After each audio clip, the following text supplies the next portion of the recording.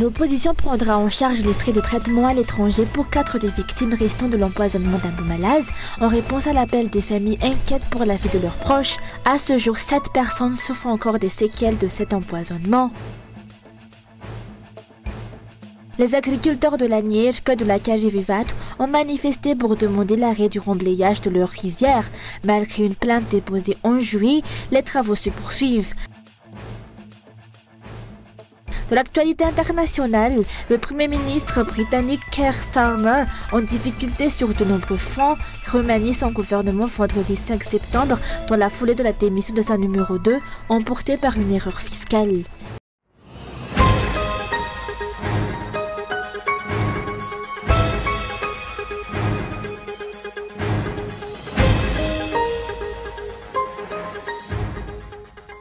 L'opposition prendra en charge l'intégralité des frais de traitement à l'étranger pour 4 des victimes encore gravement atteintes suite à l'affaire d'empoisonnement d'Abou Malaz, a déclaré le député et chef de l'opposition à l'Assemblée nationale. Cette décision fait suite à l'appel pressant des familles des malades qui craignent pour la vie de leurs proches. À ce jour, 7 personnes souffrent encore des séquelles de cet empoisonnement alimentaire survenu il y a 2 mois et demi. Certains, après un rétablissement temporaire, ont dû être réhospitalisés en raison de complications respiratoires. Face à cette situation, les familles insistent pour un transfert médical à l'étranger, demande à laquelle l'opposition a répondu favorablement.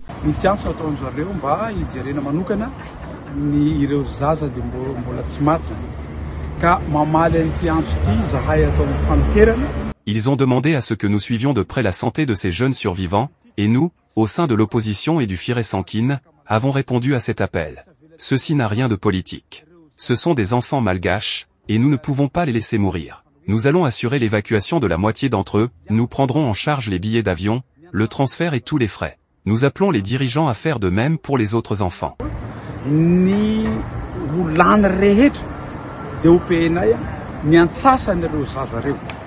Rappelons que 34 personnes ont perdu la vie suite à cette célébration d'anniversaire à Abou Malaz et que 5 suspects ont été placés en détention provisoire. Selon la procureure près le tribunal de première instance d'Adan-Najiv, l'enquête menée par le juge est désormais close et l'affaire sera prochainement portée devant le tribunal.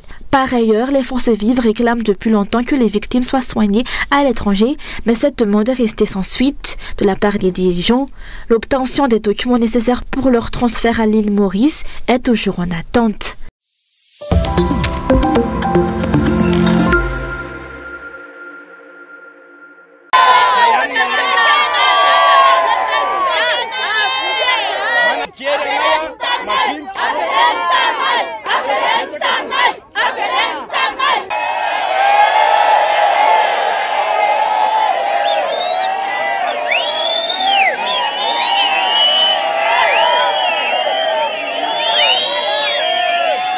Les agriculteurs propriétaires de rizières de la Niège, près de la Kajivivat, ont manifesté aujourd'hui, brandissant des banderoles pour exiger l'arrêt immédiat du remblaiement de leurs terres. Les travaux entamés il y a 1 mois et demi se poursuivent désormais dans le secteur 12, qui s'étend sur 310 hectares, dont 70 sont déjà remblayés. Pourtant, selon le secrétaire d'État chargé de la nouvelle ville et des habitations, cette zone ne figure pas dans le projet présidentiel de la Kajiv. Le responsable des travaux reste inconnu, aucun dialogue n'a été engagé avec les habitants, mais les camions continuent de déverser la terre. Face à cette situation, une plainte a été déposée en juillet dernier, dénonçant aussi l'utilisation de faux documents. L'affaire est encore entre les mains de la justice. Le verdict doit donner gain de cause à la population, restitution de leurs terres et annulation des faux titres. L'affaire est actuellement opaque. Il y a eu usage de faux auprès du service des domaines d'Ambouidachim, avec des complicités. Nous avons cherché à savoir qui est derrière ces remblais, sans réponse. L'huissier mandaté a cité le gouverneur d'Analamang, mais malgré nos démarches officielles, nous n'avons jamais été reçus. Personne ne vient expliquer le projet et pourtant le remblayage continue. Nous avons des preuves. Le secteur 12 n'est pas concerné par le projet du lac Arrive. Tout laisse penser qu'il s'agit d'une initiative privée. Environ 80 000 agriculteurs dépendent de ces rizières, cultivées depuis 54 ans. Ils devraient actuellement préparer leur culture, mais leurs terres sont inexploitées car ensevelies sous les remblais, souvent effectuées de nuit de manière furtive. Aujourd'hui, durant la manifestation, les forces de l'ordre étaient présentes sur les lieux, tandis que les camions poursuivaient le remblayage. Aucune discussion sur une éventuelle indemnisation n'a été ouverte.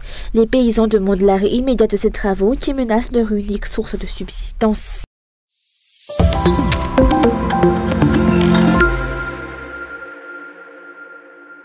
Le verdict du tribunal concernant l'accident de la circulation survenu au bypass qui a coûté la vie à 4 personnes, dont un couple et leur fille, ainsi qu'un autre individu, a suscité de vives réactions dans la communauté et sur les réseaux sociaux. Face à la polémique, la procureure a apporté des précisions, affirmant que la peine prononcée est conforme aux dispositions légales.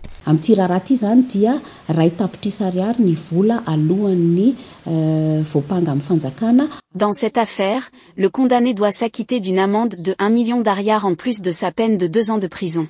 Par ailleurs, des indemnisations ont été fixées, 40 millions d'ariars pour les 2 fils du couple, 6 millions pour la mère, 4 et 8 millions pour leurs frères et sœurs, ainsi que 6 millions pour le père. Quant à l'autre victime, son épouse a obtenu 25 millions d'ariars, et ses frères et sœurs 6 millions d'ariars.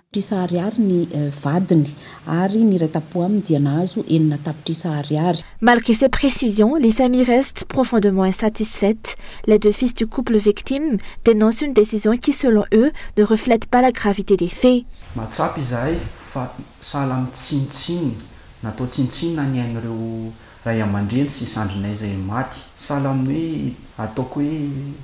Nous avons perdu nos parents et notre sœur, et ce verdict donne l'impression que leur vie ne vaut rien. Même pour la mort d'un zébu, la sanction aurait été plus lourde.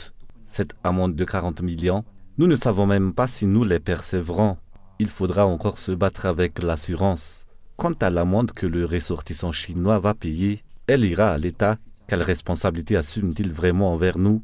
Recevoir seulement 2 ans de prison pour la mort de 4 personnes, dont 3 de notre famille, c'est incompréhensible. Le verdict, attendu le 29 août, a été repoussé au 5 septembre, sans explication. Y a-t-il de la corruption derrière cela?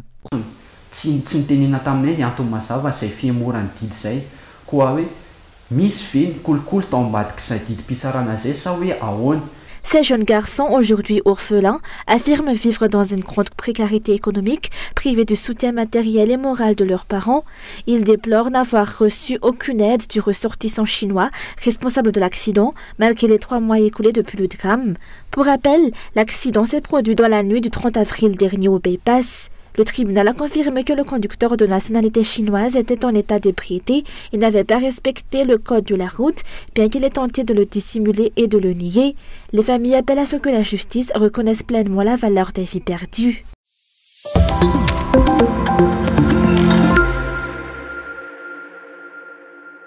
Alors que la région d'Adzozurbe était autrefois connue pour les vols de zébus et les enlèvements, une nouvelle forme d'injustice indigne aujourd'hui ses habitants, qui sont les accaparements de terre.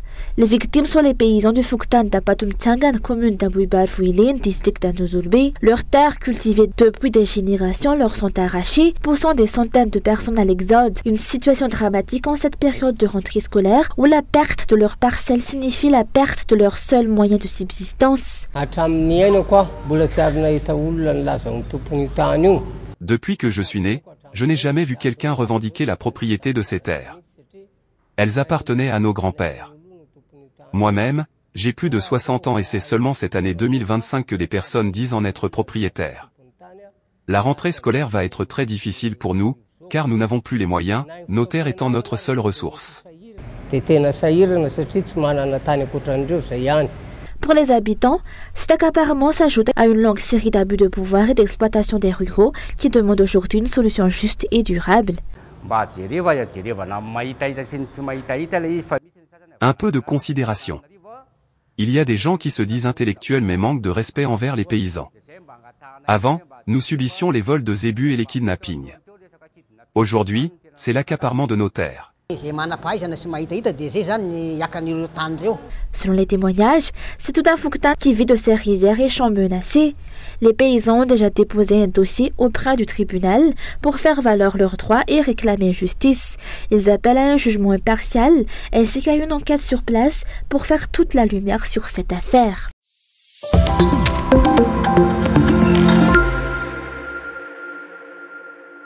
À quelques jours de la rentrée scolaire, le nombre d'élèves inscrits et réinscrits reste faible.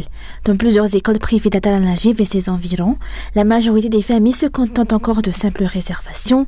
À Kadkelilaf, beaucoup de parents préfèrent chercher des établissements moins chers en raison de leurs difficultés financières. Inscrire un enfant à l'école, ce n'est pas seulement une question de droit. Il faut aussi prévoir les fournitures scolaires, les habits, et bien d'autres dépenses. Dans notre école, de nombreux élèves ne sont pas encore inscrits. Comparé à l'an dernier, nous constatons une baisse significative de 20% des inscriptions. Tout dépend du pouvoir d'achat de chaque foyer, et les difficultés des parents se répercutent directement sur l'école. Pour une mère de famille qui inscrit son enfant pour la première fois, l'inscription n'a été faite que 2 jours avant la rentrée. Elle explique qu'elle doit gérer de nombreuses obligations domestiques et économiser petit à petit.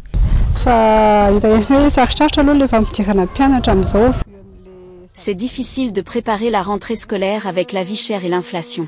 J'ai dû prévoir environ 500 000 ariars pour couvrir tous les besoins liés à la rentrée, ce qui a retardé l'inscription. La directrice de l'école privée Kadkelilaf confirme une diminution compte tenu du nombre d'élèves inscrits, que ce soit en première année, dans les classes supérieures ou pour les classes d'examen. Pour y faire face et soulager les familles, l'école a adopté une mesure de facilitation qui est de permettre aux parents d'échelonner le paiement des frais d'inscription.